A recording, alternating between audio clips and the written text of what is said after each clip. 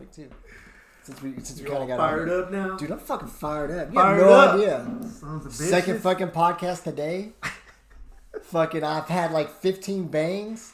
I lifted this morning. Fucking did open mat for an hour and a half, which was fucking an hour longer than I expected. Yeah, I'm fucking fired up. How about you? Yeah, what are you I see fired you rubbing about? your titties right there. What's going on? It's a little cold in this room, but what are you fired about? Everything? Life in general? I think life in general. I mean, yeah. Life in general, man. I don't know. We were just talking about some shit off air. I just fucking kind of got me fired up. I think so. I'm fired up. We were talking about winning and losing in competitions and tournaments, and you'll see people kind of hate sometimes on somebody for they lose a lot or whatever. Well, it's not your fucking journey. Like, it's just not your fucking journey. And I'm sorry to get started off on a emotional note. I'm not trying to be emotional, but you know, I've lost most of my matches. It's not about anybody else. It's about me challenging myself, or about that person challenging themselves, and trying to overcome an obstacle, trying to win, trying to achieve whatever it is they're trying to achieve. But that is not for other people to dictate. Like, it takes a lot of balls to get out on a stage. It takes a lot of balls to get on a mat against somebody who's trained, who is on your skill level and maybe trained harder and wants to take your fucking arm home or take your head off too. It takes a lot of fucking balls, man. Yeah. And it's an awesome thing to do. You know, Teddy Roosevelt had that great quote, and it's long, so I'm not going to even try to say it now, but basically talking about the people who put themselves in that position, who I think it says something like get marred by dust and blood and sweat. Like, it is not for people who don't do that to question or judge. Like, it's just not. And the thing about it that's really interesting is, and you'll see it in MMA as well, is that anybody, like we saw just this recently with Cerrone when McGregor took him out pretty fast. Yeah. And a non-MMA person made a fucking stupid ass comment.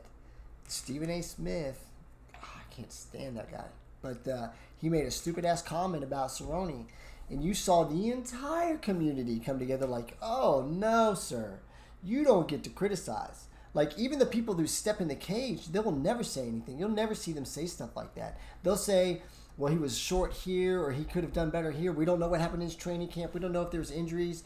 They'll make comments and criticisms about how he could have done. It'll be constructive, well-educated opinions about things that went wrong and things that went right.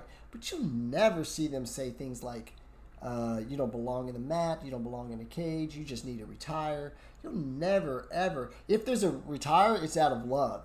It's like, kind of like the Rogan Schaub moment. It was like, man, this is out of love, brother. Like, I'm worried about you. Like, that kind of stuff. It's never of a critical, nasty nature. So when people start making opinions about people competing or people, whatever it is, like, it's just not your journey, man. Like, we're not, unless you're Gordon Ryan, you're not buying $1 million homes off your fucking winnings.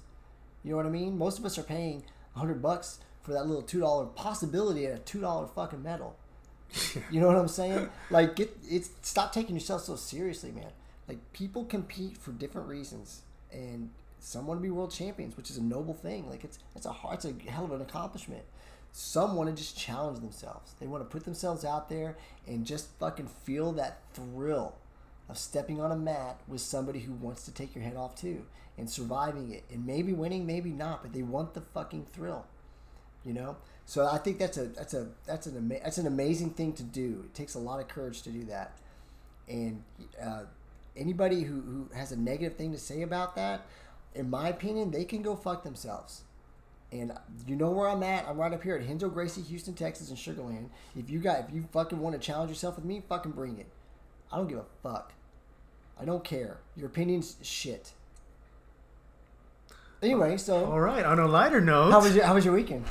By the way, I worked the rodeo this weekend. I have a good story from that as well. Oh shit! I got a couple good stories. So we're gonna do my time I choked somebody out at the gym, and then I got a rodeo story. If we get to it, I had to use a little Jiu Jitsu at the rodeo. I was working the rodeo this weekend, all weekend, and I got to use a little Jiu Jitsu out there.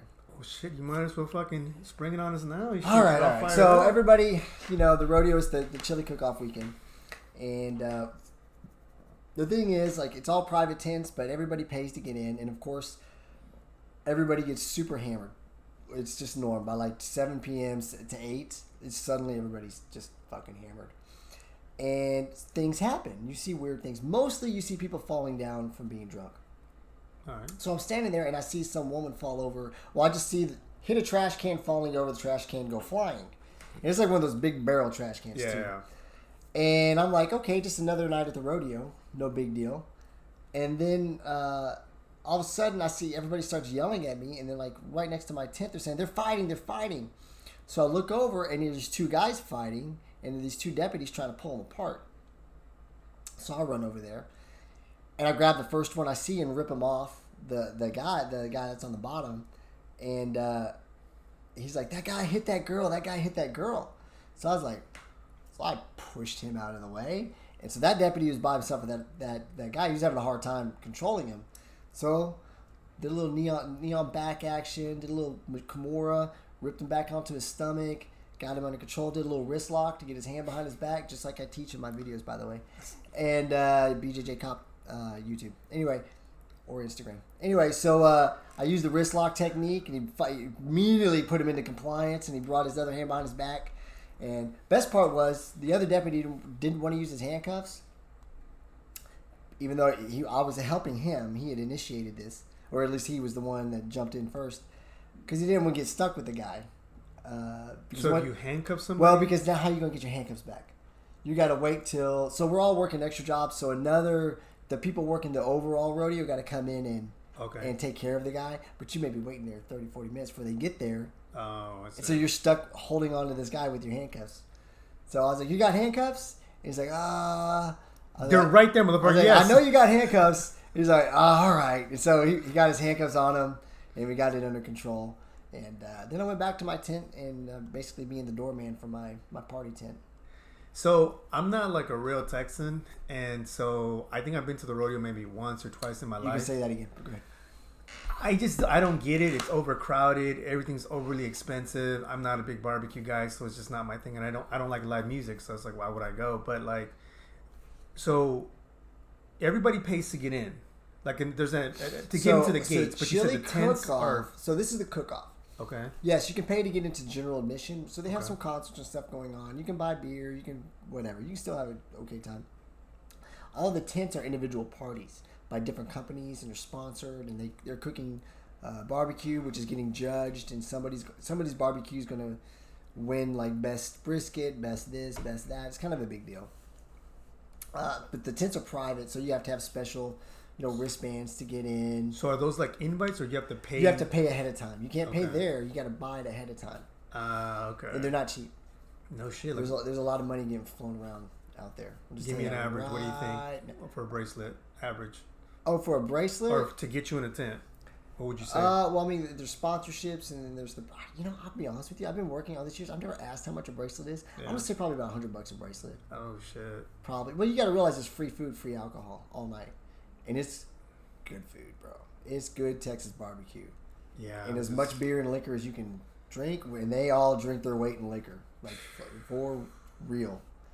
I guess that's worth it. I guess if you're a drinker, but I'm not a drinker like that. Like I can't be around that kind of stuff. It's I don't drink like that anymore. I've kind of outgrown it. Yeah. So actually, even being there is annoying to some degree because you're just all these drunk people, bro.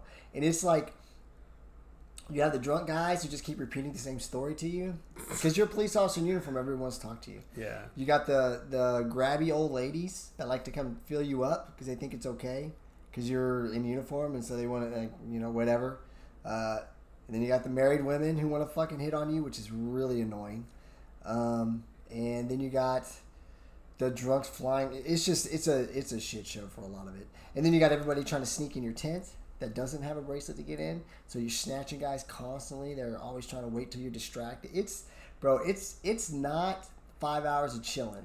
Oh shit. It's like the first 2 hours. The good benefit is one, it's good pay. I get taken care of. And the food is phenomenal. So I can eat as much as I want. So I make sure I work out really hard before I go so I can enjoy it. And I'm hungry, and so the food's phenomenal. So there's a lot of good things about it, but it's a long fucking 3 days when you work it, dude. Like I was drained. Like today, I've been drained just from the 3 days, man.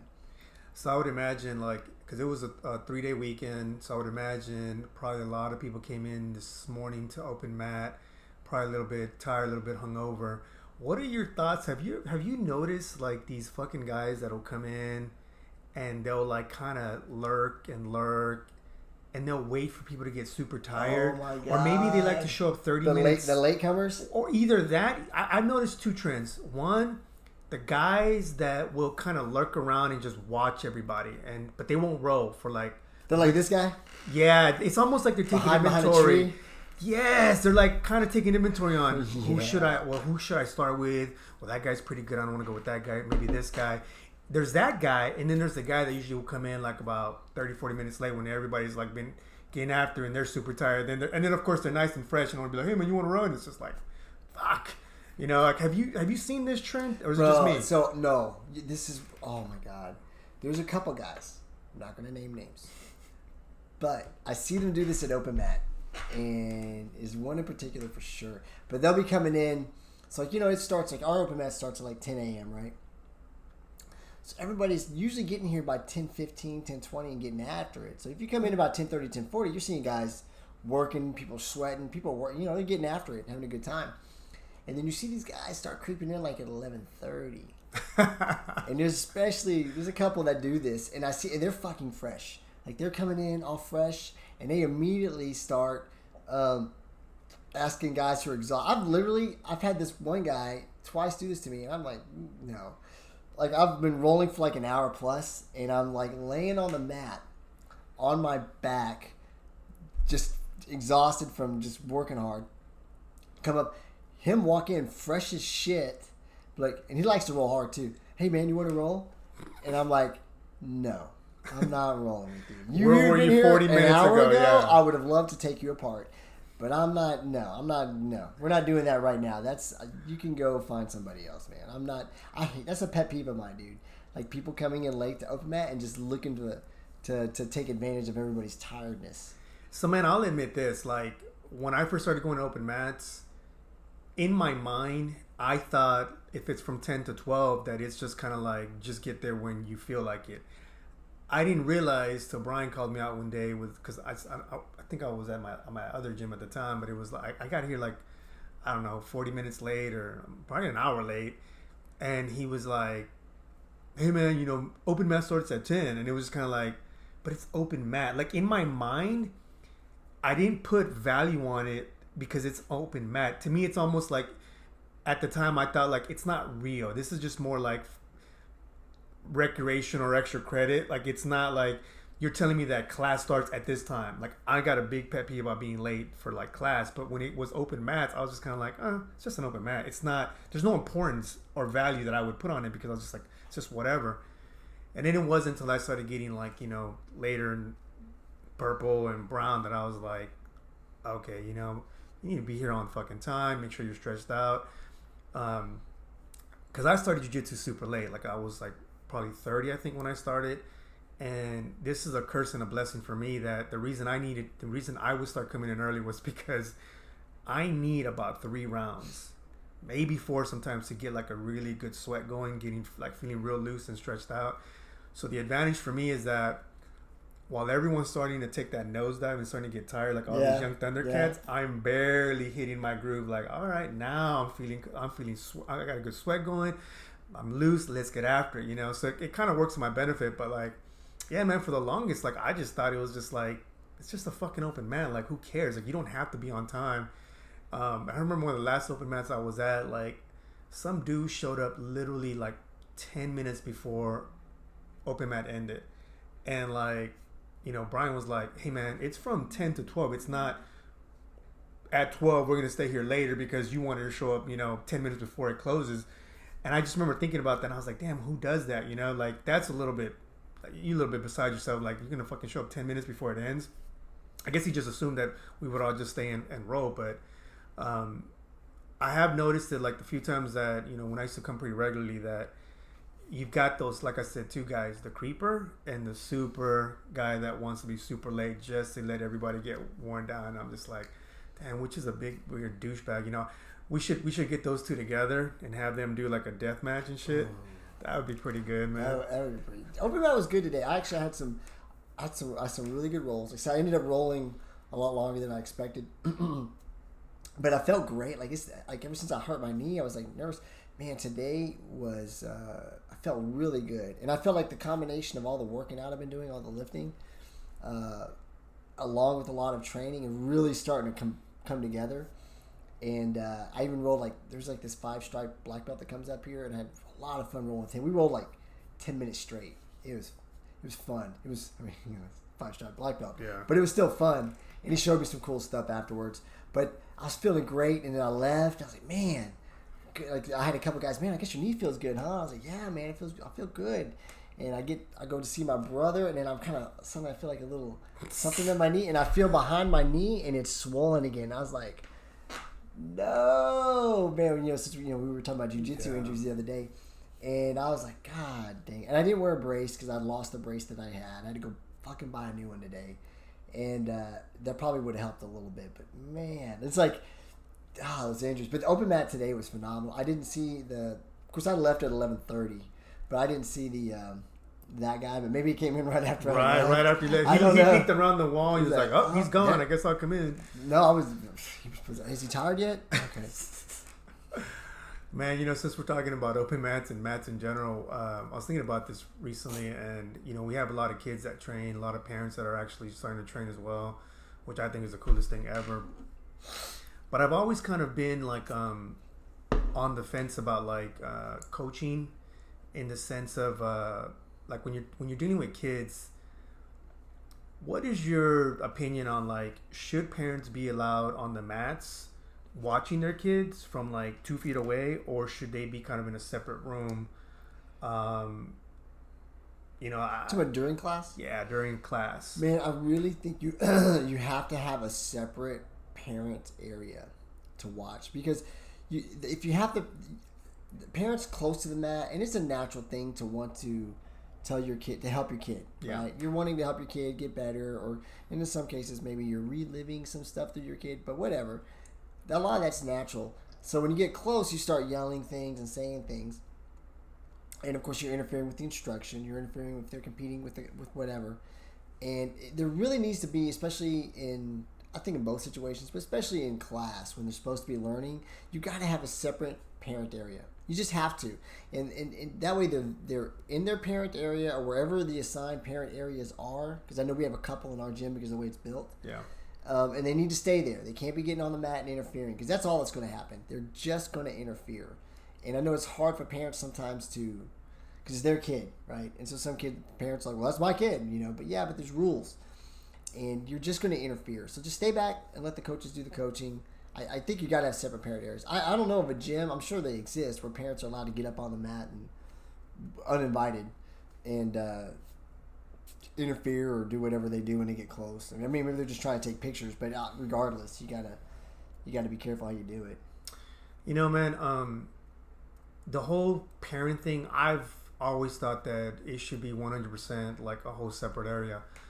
A good buddy of mine runs a very successful gym at in Deer Park, and for years the way they had it set up was they actually had a room just for the parents, and they had 2 TVs with a live video feed, so they could look up at the screen and watch their kids.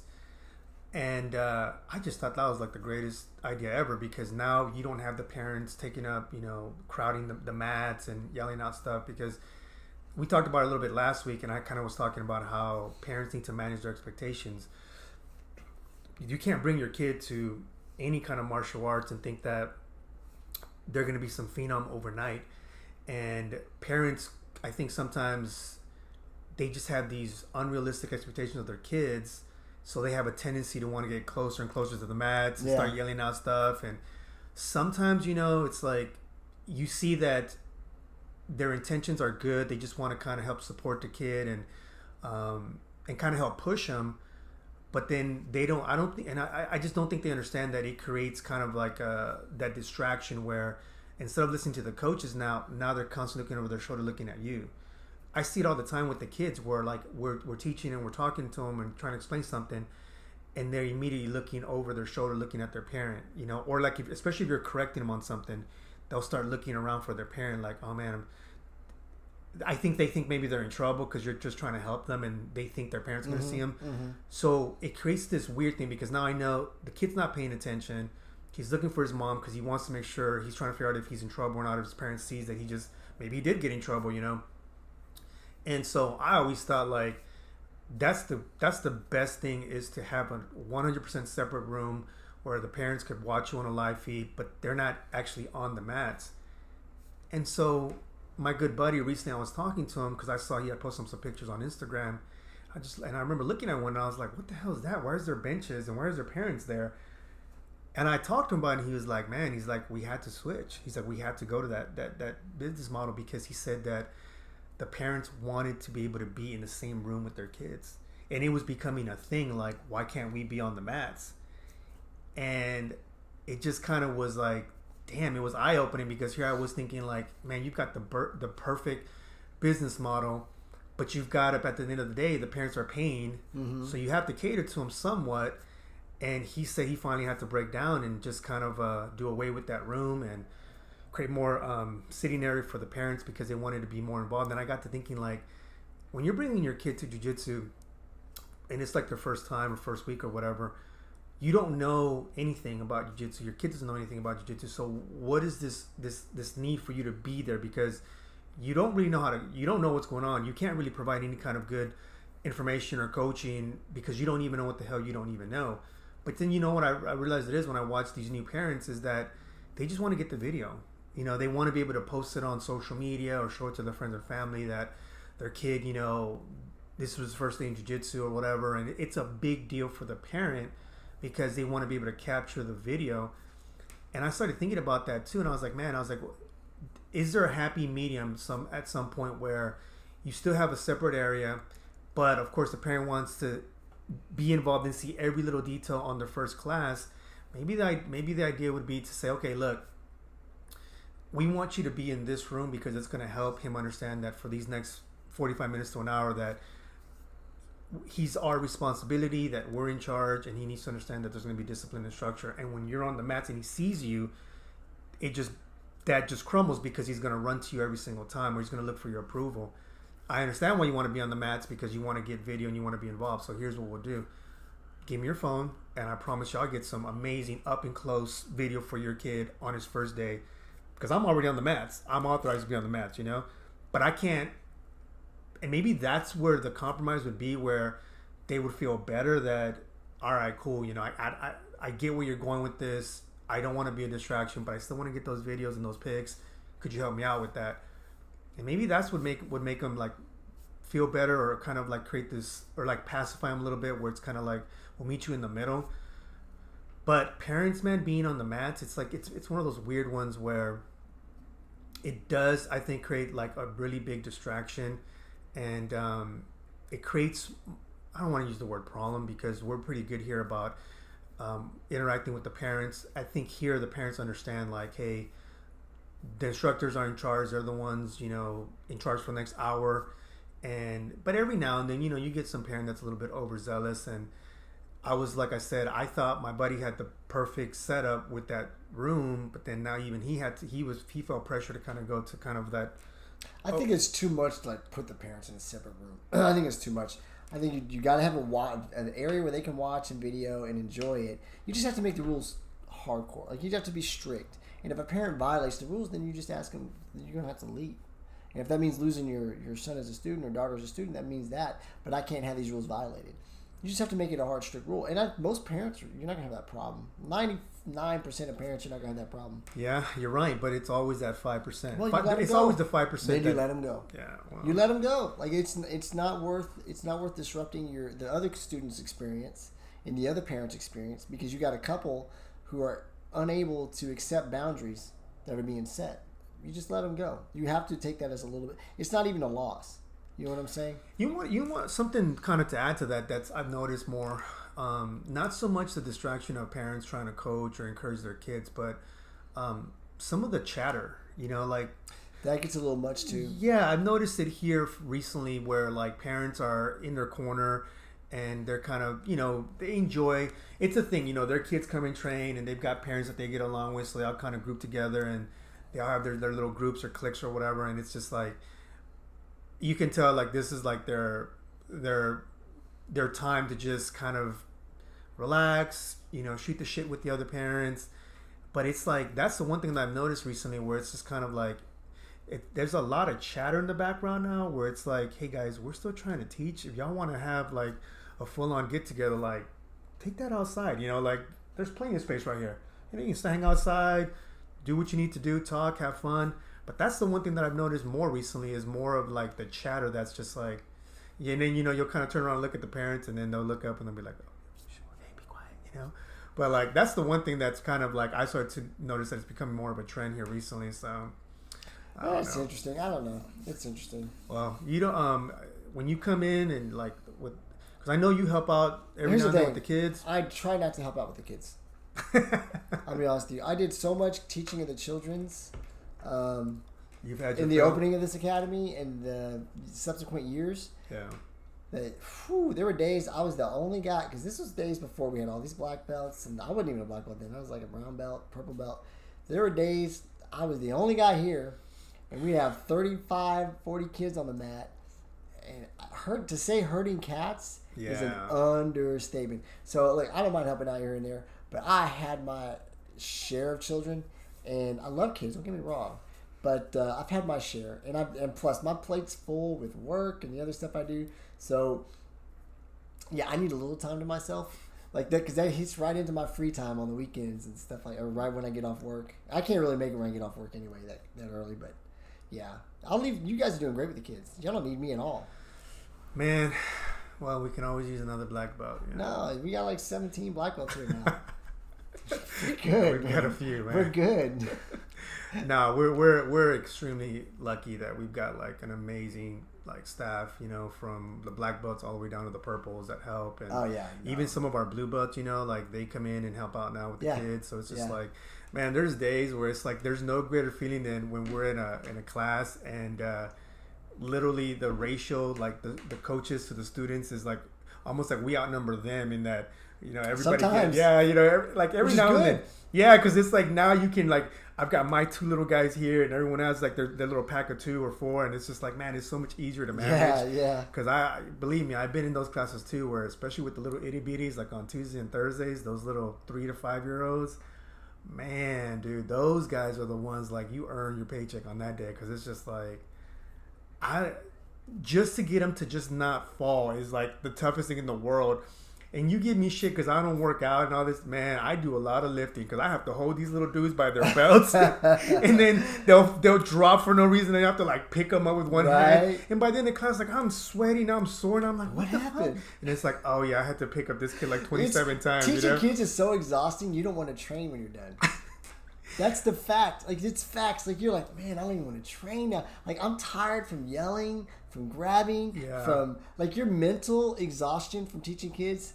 Look, there's a lot of rewards from teaching. I'm not trying to. It gives a lot of reward in teaching kids. It gets really neat to see them grow and be a part of their lives and see all the neat stuff that happens. But no doubt, it's an exhausting. It's exhausting. No, you're right. Because there's times after the kids' classes that where I feel like, damn, I just want to be a student. Like, I don't want to. I'm exhausted. Like, I just want to learn some cool shit, go drill it, and then go row. But then it's like our row is a little bit different. Like we don't have that luxury. A lot of times, you know, we have to walk around and help the lower belts. And that it's just responsibility of getting to the black belt. So I got a good story. So we'll do my gym story because I know we teased it last week and kind of almost bled into it a little bit earlier. So this is a couple years back. This is back when I was. I got to set it up because it's all set up. This is back when I was with my ex and we had little Colton with us. We'd come to Open Mat here. Speaking of Open Mats, we'd come to Open Mat. And we train, and then we'd go to Lifetime Fitness, and they would rock climb, just do stuff, right? So it was like an every Sunday thing. So it's a typical Sunday. Pull up at Lifetime, boop, boop, boop, boop, walking in. And so I don't know how many of you guys know this, but my brother is handicapped. Had a tragic accident a few years ago. He's in a wheelchair. So I have a little bit of a pet peeve when it comes to people who park in handicap spots that do not belong there. I've always not liked it, but then after my brother's accident, I became, I guess you would say, hypersensitive to it, would be a proper term. So anyway, we're walking in, and I see a guy parking a handicap spot. Like you saw him pull in? I literally watched him pull in. And I remember looking at Lisa at the time, and I was like, oh, hell no. Like, this guy's not going to park there. And he gets out. And so I try to get his attention, like, hey, you can't park there, man. You're not handicapped. He's like, I'll just be a minute. I'm like, no, it didn't work like that. Of course, this is the police officer and me coming out as well. No, it doesn't work like that. And you're in regular clothes at this point. I just left open, man. Yeah, just want to make sure. I literally got like sweats and a hoodie on. It was because it was like hoodie weather, so I'm wearing a hoodie. And because that guy was wearing a hoodie too, and that's going to come into play in a minute. So we walk in, and so I'm calling one of my fellow PD people to let them know, hey, I got this guy parking a handicap. Y'all want to write him a ticket? I want to tell you right now, not all officers like writing tickets. In fact, most don't. But the one ticket every officer enjoys writing is a handicap ticket, because that's a pet peeve, man. Like you're not. I'm not going to say you're a bad person. But I'm going to say there's a good chance you're a bad person if you're parking in handicap parking and you're not handicapped. Like that's a weird mentality to me. So, in most cops. So they're like, hell yeah, I am on my way. I'm like 3 minutes away. I'm like, good. So, they're on their way. So I go inside. It's like, look, man, you need to see your ID. You're parked in handicap. I'm a police officer. He sees that. He immediately turns around and starts walking out. And I'm like, hey, man, I need to see your ID. Yeah. You're about to get a citation. He's like, I don't see no badge, was his comment. I'm like, well, hold up. So I'm trying to pull out my credentials to show him I'm a police officer. I don't see no badge. So I'm following, saying, hey, man, you're not going anywhere, dude. I need to see your ID right now. Because technically he's detained. That's a legal term, just in case you didn't know. Right, in your sweats? Got it. No, I've identified myself. That's all I'm required to do. So, I actually kind of step in front of him, and because he's trying to get to his car at his door. I'm like, no, you're getting a ticket. You got a chance the first time, and you told me basically to go fuck myself. So guess what? So anyway, at this point, he tries to push me aside. Well, now he just made unwanted contact with me. I'm not allowed to do that. You just insulted me, and I've identified myself as a police officer. But you're impeding his way. No, you're not allowed to touch me. That's called assault in the penal code. They didn't do that in my... I didn't impede his way. I said, you can't get in his car, and I detained him. So I was allowed to impede his way. Mm-hmm. So he tries to push me. Well, now you put hands on me. Now it's all good now. So he's wearing a hoodie. So I remember reaching around, grabbing that hoodie, just like a gi. Yeah. Grabbing the hoodie, getting a good solid, gi grip on his hoodie and his hood. And his hood and the hoodie. Yeah. Say that 3 times real fast. So anyway, I got it out. So I'm holding him, right? I was like, you're not going anywhere, man. You need to calm down and let me see your ID. And all of a sudden he starts swinging. Oh, he's throwing haymakers at me. Well, I had that good grip. I was like, oh, heck no. So I immediately grabbed one of the arms and took him over the hood of his car and right onto the ground. He lands right on his ground. And then I remember I had that hoodie right there. So I just remember stretching it across and then getting right into a paper cutter choke. I didn't choke him out. I simply held it there to keep control of him. Yeah. And then I could hear So another funny story. Inside the cafe, you can see right where he was parked. Well, there was a officer who worked for the DA's office inside, who I know personally, saw it happening and immediately called Officer Assist over the phone. So I heard the sirens coming, and I was sitting there thinking in my mind, why do they know the sirens are coming? Or how do they know that I need, why are they doing sirens? Mars should just be pulling up. Oh, sorry, I didn't mean to say that. That officer should just be pulling up right now to write a citation. And anyway, their sirens are coming. And then I see him coming. Hey, you got it. And he come help me out. I was like, man, I got this guy. We're good. And the guy, man, I can't remember what he was saying now, but he was saying something retarded. And anyway, and then I look up, and of course I see Lisa and Colton, and then there's this crowd of people. And the first thing I thought of was, 1, Colton saw that, so that feels weird. 2, God, please tell me no one just got this on video. Yeah. And I'm owned. I own the situation now. I can't let it go. But it didn't matter. The guy's going to jail. So anyway, Sugarland's Finest get there. Immediately, one of them hands me handcuffs. I know most of those guys. So they hand me, at least at that time I did. They hand me handcuffs. So we get them cuffed, and get him in the back seat. I tell him what happened, and look inside his car, and he had all this weed and no, I'm not kidding. In plain view, weed, and then it's wax, which is a felony amount of weed. all kinds of stuff. He was delivering weed to somebody at the gym. That's what he was trying to do. He was in a rush. And so they got him on all his felony charges for that. That's why he was freaking out once I identified myself and told him. He was like, "Oh, I better get the hell out of here now." So yeah, I mean, no big deal. Just average day in the average life in the day of a hero. Of a hero. Were you wearing your cape that day? I wear my cape every day. You know, man, you would think that somebody that does that kind of stuff would have enough sense to keep a low profile and not attract any unwanted attention to yourself. Most criminals are not smart. Well, that's like that old saying. What's that thing about criminals have to be lucky all the time. The police only have to be lucky once. That's kind of that thing, you know, where it's like... We always say we only catch the stupid ones. Which there's a lot of truth to that. Anyway. So there's my fun... Cops. I'll have another one before too long. Oh, Jesus It's Christ. just the way this crazy world works. So you have any deer white belts this week? I do, man, actually. And it's funny because it came to me from one of our blue belts. Shout out to Triangle Joe. He came to me this week. And it was actually pretty cool the way he approached me. He said, "Hey," he's like, "I have a question for you." He's like, "I don't know if this is like one of your unspoken rules, because you know how you and I love to talk about unspoken rules. Yes, unwritten rules. I guess is what we meant." Yeah. He said, "Is it frowned upon, basically, when you're rolling with somebody a white belt, that like you're getting ready to choke them out and they reach over and they start twisting fingers?" I got a good story about that too. And when he said it to me, I was like, fucking absolutely unacceptable. I was like, yes. I'm like, I'd have to go look at the rules. I was like, you know, I know the IBJJF says something to the effect of... Not allowed to grab digits. You're not allowed to grab digits, stick your finger in any kind of orifices and all that. I was like, so I'm like 100% sure that that's actually a written rule. Even if it wasn't, that's poor form. But see, here's the thing. You're talking about a white belt, you know, who's fighting for his life, he's about to really fight for his life. Yeah. And so when he brought it to me, I was like 100%. I was like, if that happens, I'm like, you immediately stop and you just correct. And that's like a coaching moment. Let them know, hey, listen, you can grab all four, you can grab the meaty part, but you cannot peel one by one. And he said that when it happened, it threw him in a weird place because like he was getting ready to choke the dude out, and the guy grabbed and started twisting his fingers, so he had to kind of readjust. Got back to the same choke, and then the dude goes again and starts like twisting fingers, and I'm like, yeah, man, like definitely stop. That's a coachable moment.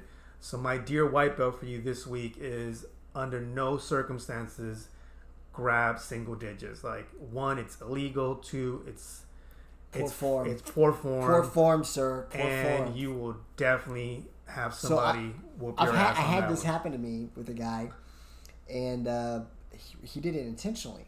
Like, when I say intentionally, it was after. Remember when you spazzed out and dislocated my finger real bad? You're talking about when we lost power. We were rolling in the dark. You spazzed out because I think I was getting ready. No. And you I was getting ready.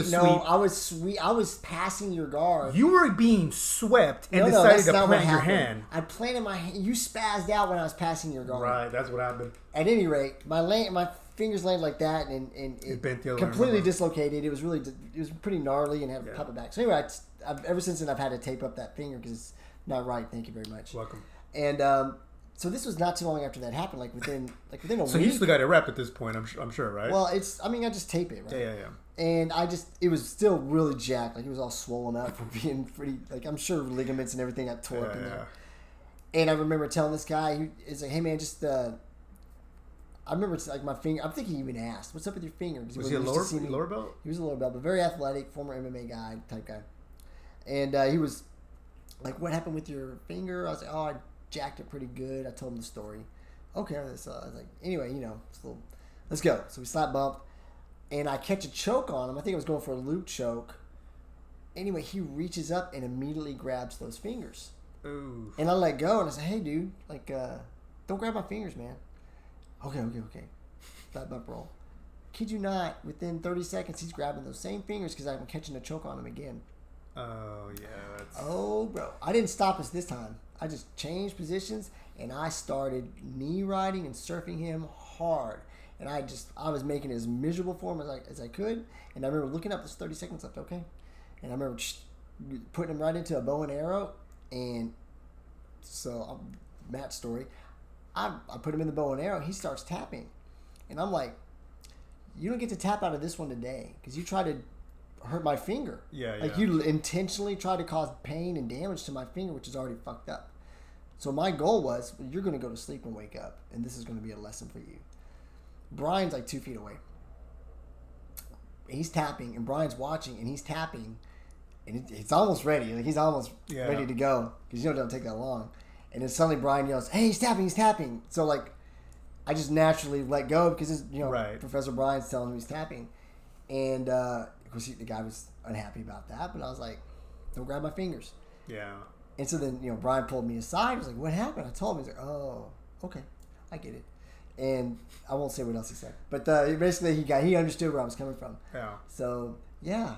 Don't grab fingers. So lesson to white belts and blue belts sometimes too. Don't grab people's digits. You don't want to break your finger. Don't break their finger, right? So. No, I thought that was a very good dear white belt, and it was a great question, and I'm glad he came to me because it was kind of one of those weird ones where it's like, with jiu-jitsu, there's so many things that you don't know, and it's just like, is this actually a thing? Is this not a thing? That's fair. And I thought it was great that he came to us. That's actually a great question. Yeah, man. Honestly, when I grab, so a lot of people, there's some upper belts too that will they'll grab your fingers to try to disengage grips. As long as you're not grabbing single digits, they'll grab double digits. So like a 2, which I'm. See, I go 4. That's okay because you're grabbing the hand, right? But they'll go 2. And start peeling them off, and I think it's poor form too. Like it's kind of like cross facing people.